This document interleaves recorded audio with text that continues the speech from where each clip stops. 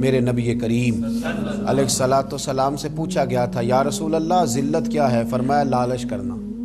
تو حضور عزت کیا ہے؟ فرمایا جو رب نے تجھے دیا اس پہ راضی ہو جا، اللہ عزت عطا فرما دے گا۔ قناعت میں عزت ہے، لالچ میں ذلت ہے۔ تو حرص کرنا، ہوس کرنا، مال کے پیچھے بھاگنا، لوگ تعلیم حاصل کرتے ہیں تو مال کمانے کے لیے، ہنر سیکھتے ہیں تو مال کمانے کے لیے، کسی استاد کے پاس جاتے ہیں تو مال کمانے کا طریقہ سیکھنے کے لیے، کسی سے یارانہ لگاتے ہیں تو کہتے ہیں ذرا دیکھو تو صحیح آگے کیسے گیا ہے۔ جب مطمع نظر ہی مال ہو، جب توجہ ہی ساری مال کی طرف ہو، جب دولت ہی ہر چیز کا لوگ حاصل سمجھ لیں اور مقصود اور مدعائی دولت کو بنا لیں، تو پھر انسانوں میں کمزوریاں پیدا ہوتی ہیں، روحانی قوتیں ختم ہوتی ہیں، پھر انسانوں کے اندر شوق، ذوق اور وہ ساری چیزیں کمزور پڑتی ہیں۔ میرے نبی کریم، پھر پڑھیے، خوش ہو کے پڑھیے، نبی کریم صلی اللہ تعالیٰ علیہ وآلہ وسلم نے نا ہمیں یہ سکھایا ہے، بتلایا ہے کہ قناعت کرو، تھوڑے پر راضی رہنا سیکھو۔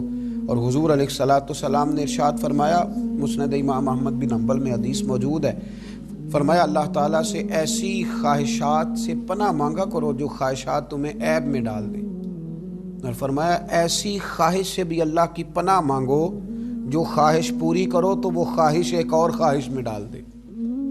اللہ کی پناہ مانگو اس خواہش سے کہ جو پوری کی جائے تو پھر ایک اور خواہش میں تمہیں ڈال دے، اس سے اللہ تعالیٰ کی پناہ مانگو، پناہ مانگو، اللہ تبارک و تعالیٰ کی پناہ مانگو۔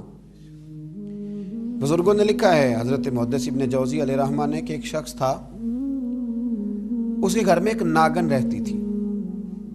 ناگن، وہ ناگن سونے کا انڈا دیتی تھی۔ بزرگ جب حکایات بیان کرتے تو سمجھانے کے لیے بیان کرتے، سونے کا انڈا دیتی تھی۔ اس ناگن نے اس طرح کیا کہ ایک دن اس کے گھوڑے کو ڈس لیا، گھوڑا مر گیا۔ گھر والوں نے شکایت کری کہ اس کو مار دینا چاہیے، گھوڑا آج اس کے ڈسنے سے مر گیا، یہ ناگن ہے، سونے کا انڈا تو دے گی لیکن ڈسے گی بھی ضرور، یہ ناگن ہے، انڈا سونے کا دے گی پر ڈسنا اس کی فطرت ہے، یہ ڈسے گی بھی۔ اس نے کہا بھی کوئی بات نہیں، سونے کے انڈے سے کئی گھوڑے آ جاتے ہیں، مر گیا تو کیا ہوا۔ کچھ دنوں کے بعد اس ناگن نے کتے کو ڈسا، کتا بھی مر گیا۔ گھر والوں نے شور مچایا کہ یہ ناگن ہے تو اسے دودھ پلاتا ہے، یہ سونے کا انڈا تو دے گی پر ڈسے گی بھی، اس لیے کہ ڈسنا اس کی فطرت ہے، اس کی طبیعت ہے۔ اس نے کہا کوئی بات نہیں، سونے کے انڈے سے کئی کتے خریدے جا سکتے ہیں۔ کچھ دنوں کے بعد اس نے پڑوسیوں کے کچھ جانوروں کو بھی ڈسا، لیکن جب انسان کی آنکھوں کے سامنے سونے کے انڈے کی اینک لگی ہوتی ہے نا، پھر کتنے لوگ ڈسے جا رہے ہیں اس کی پرواہ نہیں ہوتی۔ جب سونے کے انڈوں کی اینک لگ جاتی ہے پھر کتنے غریبوں کی کٹیا جلتی ہے پر اس کی پرواہ نہیں ہوتی۔ جب سونے کے انڈوں کی اینک لگ جاتی ہے پھر کتنے رشتے ٹوٹتے ہیں، لوگ پرواہ نہیں کرتے۔ سونے کے انڈے کی اینک لگی ہوئی تھی۔ پھر ایک وقت ایسا بھی آیا کہ اس شخص کا ایک ہی جوان بیٹا تھا، ایک ہی بیٹا، جس کی طرف دیکھ دیکھ کے ماں باپ جیتے تھے، جو ان کی آرزوؤں کی امیدوں کا مسکن تھا، جو ان کی آنکھوں کی ٹھنڈک تھا، روشنی تھا۔ اس ناگن نے پھر اس بچے کو ڈسا، اور جب اس بچے کا جنازہ اٹھا تو پھر اس نے ہاتھ میں ڈنڈا پکڑا، اور ڈنڈا پکڑ کے جب وہ مارنے لگا نا ناگن کو، تو اس کی بیوی کہنے لگی اسے نہ مار، اپنے اندر کے لالچ کو ڈنڈا مار، اپنے اندر کی اس حرص کو، اس ہوس کو، اس طمع کو، جس نے آج میرے بیٹے کی جان لے لی، جس نے ایک ماں کی گود اجاڑ ڈالی، جس نے اس گھر کی ساری خوشیوں کو تباہ کر دیا، اس لالچ پہ ڈنڈے برسا، جس نے تباہ کر کے رکھ دیا ہر چیز کو، جس نے کچھ بھی آج باقی نہیں چھوڑا، بے قدراں کچھ قدر نہ جاتی، کیتی خوب تسلی ہو، یہ دنیا دار پجاری زر دے، کتیاں دے گل ٹلی ہو۔ میرے نبی کریم علیہ السلام نے فرمایا دنیا کا مال مردار ہے اور طلب کرنے والے کتے، مردار مال کو طلب کر رہے ہیں۔ بیٹے کا جنازہ اٹھ گیا، اب کیا فائدہ ہوا؟ آج روحوں کے جنازے اٹھ رہے ہیں، آج دلوں کے جنازے اٹھ رہے ہیں، آج تن کے اجلے لوگوں کے من کے اندر کچھ بھی موجود نہیں، مردہ روحیں، مردہ دل، مردہ خیالات، ہر چیز مائنس کر کے جو چیز پیچھے بچی ہے وہ صرف دولت ہے۔ ہر چیز مائنس کر کے ہمارے پاس جو پیچھے بچی ہیں وہ جائیدادیں ہیں۔ ہر چیز مائنس کر کے جو ہم نے بچایا ہے وہ دنیا کا مال ہے، باقی ہر چیز تباہ ہو گئی۔ بھائی کے ساتھ جھگڑا چل گیا ہے، چونکہ ایک 4 مرلے کے پلاٹ کا معاملہ تھا۔ والد کے ساتھ تنازع چل گیا ہے، چونکہ اس نے ہمیں حصہ کم دیا تھا۔ اماں کے ساتھ جھگڑا ہے، کیونکہ وہ بڑے بھائی کی جائیداد زیادہ دینے کے حق میں ہے۔ ہمارا اپنے دوستوں یاروں کے ساتھ جو رشتہ ہے وہ لالچ کا ہے۔ ہم نے ہر جگہ ہرس کا بازار گرم کیا ہے، طمع، لالچ، یہ ساری چیزیں اس تیزی کے ساتھ لوگوں نے اوڑھی ہیں کہ ہر طرف دولت کا بازار گرم ہے۔ یہ جو سڑک پہ جا رہے ہیں کچھ پیسے لینے جا رہے ہیں، کچھ لے کر کے واپس آ رہے ہیں، کچھ مزدوری کرنے جا رہے ہیں، کچھ مزدوری ڈھونڈنے جا رہے ہیں۔ دولت ہی دولت کا ہر طرف انبار لگ گیا ہے۔ یوں محسوس ہوتا ہے کہ جیسے اب جو کسی سے سلام لیتا ہے تو وہ بھی پہلے سوچتا ہے کہ مجھے میسر کیا آئے گا۔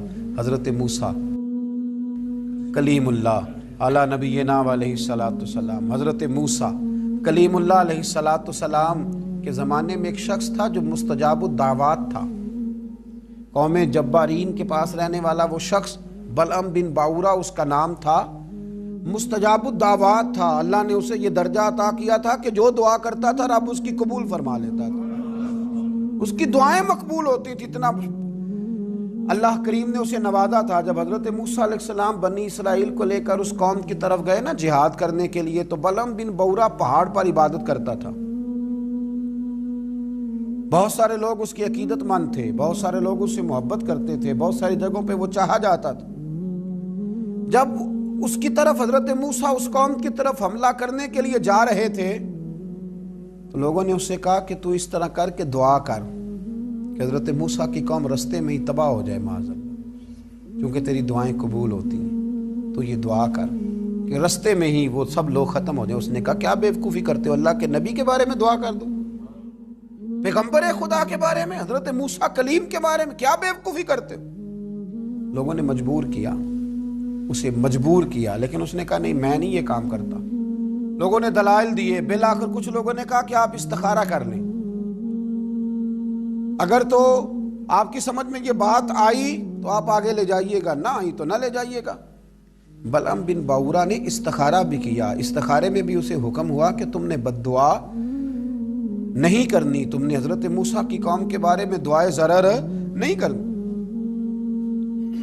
اب جب اس نے صاف ستھرا انکار کیا نا کہ بھئی میں دعا نہیں کروں گا اللہ کے پیغمبر کے بارے میں، نہ ان کی قوم کے بارے میں، تو لوگوں نے وہی حربہ استعمال کیا جو لوگ استعمال کرتے ہیں۔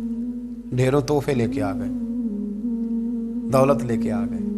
اللہ تبارک و تعالیٰ جب دین کے نام پہ لوگوں کو عزت دیتا ہے تو پھر لوگ اس کو استعمال کر کے دنیا اکٹھی کرنی شروع کر دیں، پھر لوگ اپنا بڑا نقصان کرتے ہیں، پھر اپنی روحانیت کا، اپنی تاثیر کا لوگ بڑا نقصان کرتے ہیں، پھر لفظوں کے ہیر پھیر سے دولت کمانا چاہتے ہیں۔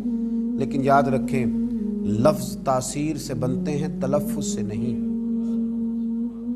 لفظ تاثیر سے بنتے ہیں، تلفظ سے نہیں۔ اہل دل آج بھی ہیں اہل زباں سے آگے، اہل دل آج بھی ہیں اہل زباں سے آگے۔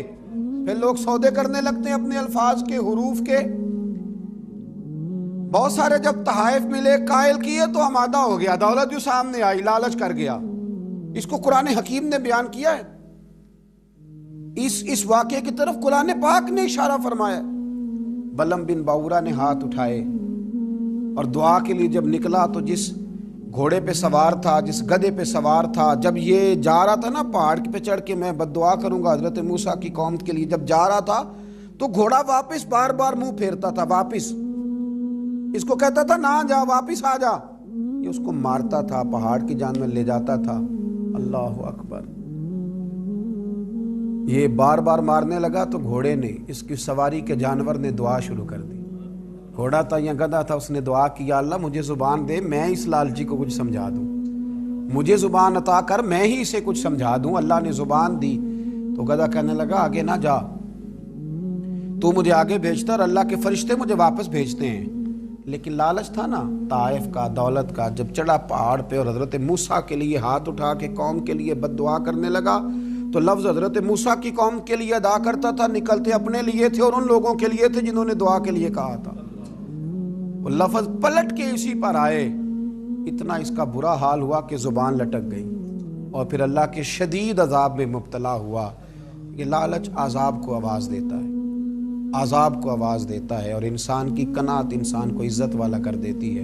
دعا ہے اللہ تعالیٰ کی بارگاہ میں اللہ تعالیٰ ہمیں لالچ سے بچائے اور قناعت کی دولت عطا فرمائے۔